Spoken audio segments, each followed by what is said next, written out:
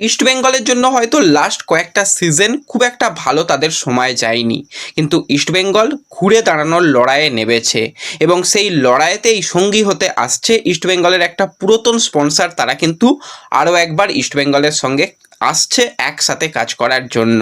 তো এছাড়াও কিন্তু ইস্টবেঙ্গলের বিদেশিকে নিয়ে কি সিদ্ধান্ত নেওয়া হলো, ইস্টবেঙ্গল কি চমক দিতে চলেছে, সমস্তটা ইস্টবেঙ্গলকে নিয়েই আলোচনা রয়েছে এই ভিডিওতে। ইন্টারেস্টিং ভিডিও হবে, শুরু থেকে শেষ পর্যন্ত দেখো। ভিডিও ভালো লাগলে সকলে একটু লাইক শেয়ার করে দিও, আর যারা চ্যানেলে প্রথমবারের জন্য এসেছো মনে করে চ্যানেলটাকে সাবস্ক্রাইব করে নিও, তাহলে প্রিয় দলের খেলার সমস্ত লেটেস্ট আপডেট তোমরা এখানে পেয়ে যাবে। তো চলো আর দেরি না করে ভিডিও শুরু করা যাক। তো আগামীকাল ইস্টবেঙ্গল কিন্তু তাদের ঘরের মাঠে অর্থাৎ যুব ভারতীতে তাদের আইএসএলের দ্বিতীয় ম্যাচ খেলতে চলেছে দিল্লির সঙ্গে। ম্যাচের সময় কিন্তু মনে রাখবে বিকেল 5টা থেকে। তো খেলা দেখা নিয়ে অনেকে বলছিলে, খেলা দেখতে গেলে মোবাইলে ফ্যান কোডে 299 সাবস্ক্রিপশন নিয়ে নাও। এছাড়া টিভিতে সোনি 10-2 চ্যানেলে খেলা দেখানো হয় শুনেছি, তো সেখানটাও তোমরা একটু নজর রাখতে পারো। এছাড়া আমরা ম্যাচের দিন যেরকম একসাথে ম্যাচ দেখি, তো অবশ্যই আমরা একসাথে ম্যাচ দেখব, এনজয় করব। এবং যারা এখনও আমাদের সোশ্যাল মিডিয়া পেজগুলোতে জয়েন হওনি, ডেসক্রিপশন বক্সের লিঙ্ক থেকে হোয়াটসঅ্যাপ চ্যানেল, টেলিগ্রাম চ্যানেলে জয়েন হয়ে যাও। সেখানে একসাথে খেলা দেখা এবং তোমাদের ব্যবস্থাও কিন্তু সেখানে হয়ে যাবে।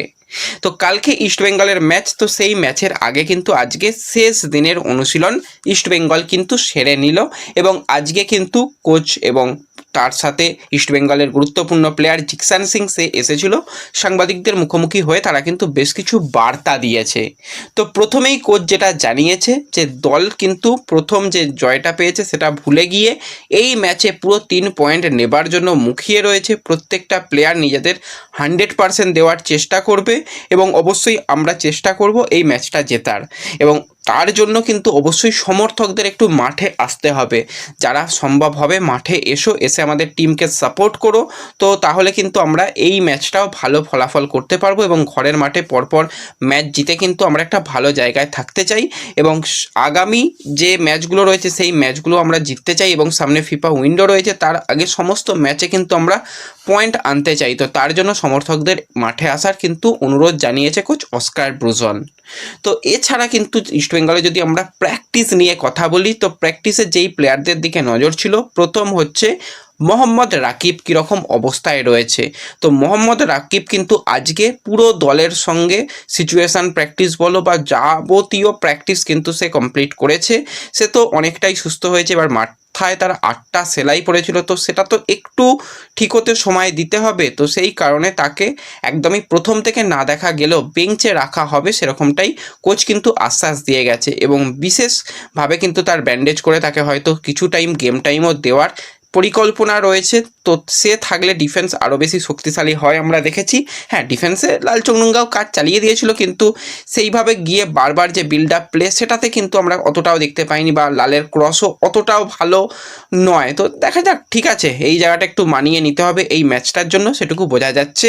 এছাড়া মহেশ সিংয়ের ব্যাপারে কোচ যেটা জানিয়েছে, মহেশের এখনও মাঠে ফিরতে 15 দিন মতন সময় লাগবে, অর্থাৎ এখনও 2 সপ্তাহ না হলে মহেশ সিংকে পাওয়ার কোনো রকম চান্স নেই। যেটা তোমাদের বলছিলাম সেটাই কিন্তু কোচ আজকে স্পষ্ট জানিয়ে দিয়ে গেছে।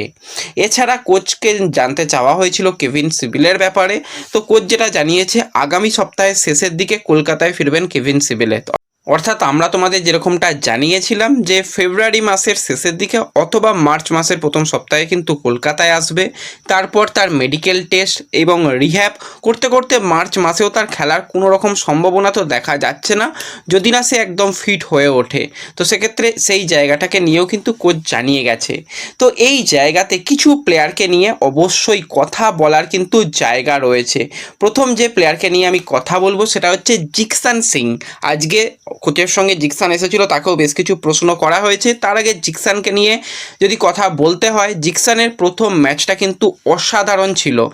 আমরা ইস্টবেঙ্গলে জানি যে আনোয়ার আলী হচ্ছে বল প্লেয়িং ডিফেন্ডার, সে বল নিয়ে বারবারই উপরের দিকে উঠে আসে, দলকে সাহায্য করে, প্রয়োজনে গোল করে। তো জিকসানকেও কিন্তু আমরা প্রথম ম্যাচেই দেখলাম যে জিকসানই দ্বিতীয় গোলটা যেটা ইস্টবেঙ্গল পেয়েছিল সেখানে কিন্তু জিকসান অনেকটা বল নিয়ে উপরে উঠে আসে এবং সেখান থেকে পাস দেয় এবং সেখান থেকে ইস্টবেঙ্গল গোল পায় এবং সে ডিফেন্সও যথেষ্ট ভালো করেছে।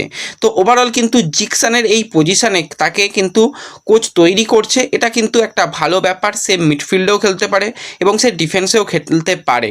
এর আগে আমরা দেখেছি লালচং নুঙ্গাকে সাইড ব্যাকে খেলিয়ে লালচং নুঙ্গার খেলাটা অনেক ভালো হয়েছিল, বা তাকে ডিফেন্সেও খেলানো যায়, সেন্টার ব্যাকেও খেলানো যায়, দুটো পজিশনেই লালচং নুঙ্গা অস্কারের আমলে ভালো তৈরি হয়েছে। এছাড়া নাওরে মহেশ সিং, তাকে কিন্তু কিছুটা বলতে গেলে অ্যাটাকিং মিডফিল্ডার পজিশনে বা এই অ্যাটাকিং লাইনের জন্য তাকে ব্যবহার করা, শুধু উইঙ্গার নয়, উইঙ্গার কাম অ্যাটাকার তাকে কিন্তু তৈরি করেছে, সেটাও কিন্তু অস্কারের আমলে সে যথেষ্ট নিজেকে ওই পজিশনে মানিয়ে নিয়েছে।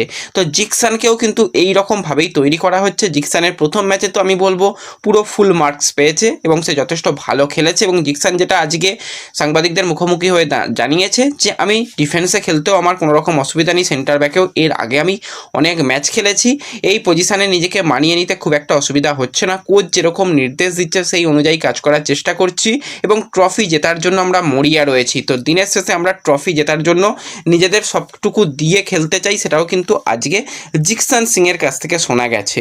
তো এটাও একটা ভালো ব্যাপার যে একটা প্লেয়ারকে দুটো তিনটে পজিশনে তৈরি রাখা, যাতে বিকল্প অপশান হাতে থাকে, তো সেই জিনিসটা কিন্তু জিকসানকে দিয়েও কোচ তৈরি রাখছে। এর সাথে সাথে নতুন বিদেশিকে নিয়ে যেটা কোচ জানিয়েছে যে সে কিন্তু যথেষ্ট ফিট রয়েছে, আমরা চেষ্টা করব তাকে ব্যবহার করার। এবার তাকে কিভাবে ব্যবহার করা হবে সেটা ম্যাচ ডের দিনই বোঝা যাবে। তো সেই নিয়ে প্লেইং 11 তো আগামীকাল অবশ্যই সকালের দিকে আসবে, সেখানে কিন্তু আমরা অবশ্যই যে ইস্টবেঙ্গল কোন পরিকল্পনায় যেতে চলেছে সেই নিয়ে তোমাদের সঙ্গে আলোচনা করব। এবং এর সাথে সাথে ইস্টবেঙ্গলের ক্যাপ্টেন সল ক্রেসপোকে নিয়ে যদি আমরা কথা বলি, ক্রেসপোকে ভাই একটুখানি বলতে গেলে তোলা জামার মতন তুলে রাখা হয়, তাকে নিয়ে খুব বেশি রিস্ক নেওয়া হয় না। আজকে যেখানে ম্যাচের আগে শেষ মুহূর্তের প্রস্তুতি, সেখানেও কিন্তু হালকা অনুশীলন ক্রেসপো করে, তারপর কিন্তু ক্রেসপোকে আর অনুশীলন করতে দেখা যায় না, তাকে মূলত ড্রেসিং রুমে পাঠিয়ে দেওয়া হয়। এবং আমরা প্রথম ম্যাচের আগের দিন দেখেছিলাম তো ক্রেসপো আসেইনি, পেটের সমস্যার কারণে তাকে কোনো রকম নিয়ে ঝুঁকি নেওয়া হয়নি, কিন্তু কোচ জানিয়ে গিয়েছিল খেলবে। তো আজকেও সেম ব্যাপার, ক্রেসপো হালকা অনুশীলন করলেও ক্রেসপো খেলবে, সেটুকু কিন্তু কোচ নিশ্চিত করেছে। এবং ক্রেসপো প্রথম ম্যাচে দুর্দান্ত পারফরমেন্স করেছিল, নো ডাউট ভালো খেলেছিল, তো সেক্ষেত্রে ক্রেসপো পরের ম্যাচ খেলবে, এই নিয়ে কোনো রকম চিন্তার কোনো কারণ নেই। এছাড়া আরও একজন প্লেয়ারকে নিয়ে কথা বলতে হবে, সেটা হচ্ছে মোহাম্মদ রাশিদ। প্রথম ম্যাচ আইএসএল এর খেললো এবং দুর্দান্ত পারফরমেন্স, শুধুমাত্র ডিফেন্সিভ ওয়ার্ক নয়, বারবারই কিন্তু দুটো উইংয়ে বল দেওয়া, সামনে বল দেওয়া, নিজেও একটা জোরালো শট নিয়েছিল, সেও কিন্তু দুর্দান্ত পারফরমেন্স করেছিল। ইউসুফ হয়তো জোড়া গোল করেছিল, কিন্তু ওয়ান অফ দ্য প্লেয়ার, সে কিন্তু কন্টেন্ডার ছিল যে প্লেয়ার অফ দ্য ম্যাচ হওয়ার, সেটা কিন্তু রাশিদ, তারও পারফরমেন্স খুব ভালো হয়েছিল, সেটা বলতেই হয়। এবং ইস্টবেঙ্গল আইএসএল স্কোয়াডে কিন্তু আরও একজন প্লেয়ারকে রেজিস্টার করিয়েছে, এর আগে ইস্টবেঙ্গল 27 জন প্লেয়ারকে রেজিস্টার করিয়েছে, এখনও বেশ কিছু রেজিস্টার হবে ইস্টবেঙ্গলে। তো সেইভাবেই ইস্টবেঙ্গল কিন্তু আরিয়ান শাহ, তরুণ গোলকিপার, তাকে কিন্তু আইএসএল এর জন্য রেজিস্টার করিয়ে নিয়েছে। এবং এর আগে আমরা দেখেছিলাম দেবজিৎ বা গিল বা গৌরব ছিল, তার সাথে সাথে আরিয়ানকেও কিন্তু আমরা আইএসএল এর মধ্যে রেজিস্টার হতে ইস্টবেঙ্গলের জন্য দেখলাম। তো দেখা যাক আরিয়ান সুযোগ পায় কিনা, প্লেয়ারটা তো ভালো প্লেয়ার, এর আগে থেকে আমরা যেটুকু খেলতে দেখেছি সেখানে নো ডাউট ভালো করেছে। তো এটা কিন্তু ইস্টবেঙ্গলের জন্য একটা অপশান হিসাবে ইস্টবেঙ্গল বাড়িয়ে নিল। তো এরপর যদি আমরা কথা বলি একটুখানি অন্যান্য আপডেট নিয়ে, তার মধ্যে রিলায়েন্স ফাউন্ডেশন ডেভেলপমেন্ট লিগ নিয়ে অবশ্যই কথা বলতে হয়।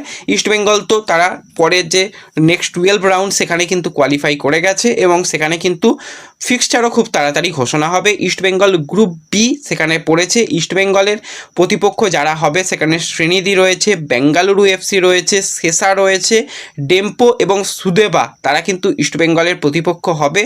এছাড়া যদি মোহনবাগানের গ্রুপটার দিকে তাকাই, সেখানে কিন্তু রয়েছে Kerala Blasters, diamond Harbour, Mohun Bagan, FC Goa এবং নর্থ ইস্ট এবং পাঞ্জাবের মতন দলও রয়েছে।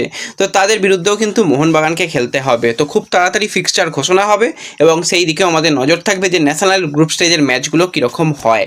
এবং এর সাথে সাথে যদি আমরা ইস্টবেঙ্গলের একটা নবনিযুক্ত স্পন্সর নিয়ে কথা বলি, অর্থাৎ ইস্টবেঙ্গলের সঙ্গেও কিন্তু গাঁটছড়া বাঁধতে চলেছে কিংফিশার। এর আগে আমরা দেখেছিলাম কিংফিশারের আমলে ইস্টবেঙ্গলের একটা খুব সুন্দর সময় গিয়েছিল, সেখানে কিন্তু ইস্টবেঙ্গল অনেক ট্রফিও পেয়েছিল এবং ইস্টবেঙ্গলের একটা ভালো ফুটবল আমরা দেখেছিলাম। তো কিছুদিন আগে কিংফিশার কিন্তু মোহনবাগানের সঙ্গেও গাঁটছড়া বাঁধে, এবার কিন্তু তারা ইস্টবেঙ্গলের সাথেও অ্যাসোসিয়েট স্পন্সর হিসাবে কিন্তু যোগদান করেছে। ইস্টবেঙ্গল কিন্তু এই সিজনে বেশ কয়েকটা নতুন নতুন স্পন্সর এনেছে, সেখানে কিন্তু পরপর 3টে এই যে অ্যাসোসিয়েট স্পন্সর আনা, সেটা কিন্তু একটা ভালো ব্যাপার। এবং সামনে যদি আরও কিছু স্পন্সর আসে, অবাক হওয়ার কিছু নেই। এমনিতেই ভারতীয় ফুটবলের এই অচল অবস্থা, তার মাঝখানে কিংফিশার বলো বা ম্যাকডোনাল্ড বলো বা আরও যারা আসছে, সেটা কিন্তু ভালো বিজ্ঞাপন, এবং ইস্টবেঙ্গল কিংফিশার এবং ম্যাকডোনাল্ড দুটোরই তারা অ্যাসোসিয়েট স্পন্সর হিসাবে পেয়েছে। এটা কিন্তু একটা ভালো ব্যাপার। তো ব্যাস এই ভিডিওতে এই আপডেটগুলোই শেয়ার করার ছিল। ভিডিও ভালো লাগলে লাইক শেয়ার করে দিও, চ্যানেলে প্রথমবারের জন্য এলে সাবস্ক্রাইব করে নিও। দেখা হবে পরবর্তী ভিডিওতে। ধন্যবাদ।